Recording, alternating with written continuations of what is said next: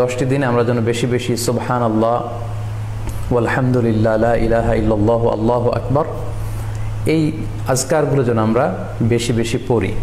এবং আরাফাতের সিয়ামের ব্যাপারে আল্লাহ রাসূল সাল্লাল্লাহু আলাইহি ওয়াসাল্লাম আশা করেছেন যে 9 জিলহজের যে নফল সিয়ামটি অর্থাৎ আরাফার রোজা, এই আরাফার রোজা যে ব্যক্তি রাখবে আল্লাহ রাসূল সাল্লাল্লাহু আলাইহি ওয়াসাল্লাম বলেন যে আমি প্রত্যাশা করি এই সিয়ামের বদৌলতে বিগত একটি বছরের এবং সামনের একটি বছরের যত পাপ হবে এই পাপগুলোকে আল্লাহ তাআলা আমাদের জন্য ক্ষমা করে দিবেন।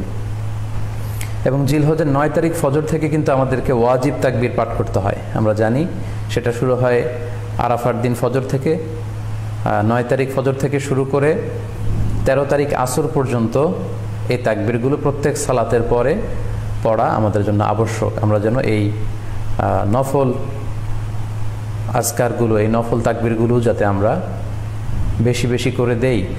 এবং যারা কুরবানি করার জন্য ইচ্ছা পোষণ করেছেন তারা যেন এই 10 দিনের আগেই তাদের মাথার চুল এবং নখ কেটে পরিচ্ছন্ন হয়ে যান। এবং জিলহজের এই 10 দিনে তারা যাতে মাথার চুল না কাটে এবং হাতের নখ না কাটে, এই মর্মে আল্লাহ রাসূল সাল্লাল্লাহু আলাইহি ওয়াসাল্লাম আমাদেরকে গাইডলাইন দিয়েছেন।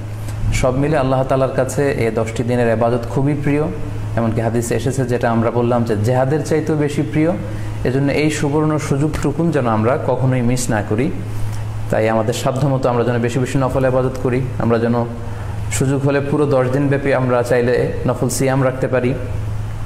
আমরা বেশি বেশি কোরআন তেলাওয়াত করতে পারি। বিশেষ করে তাহমিদ, তাহলিল এবং তাকবীর, আলহামদুলিল্লাহ লা ইলাহা ইল্লাল্লাহ আল্লাহু আকবার, এই জিকিরগুলো, এই আজকারগুলো পড়ে পড়ে যেন আমরা এই 10টি দিনকে মুখরিত রাখি।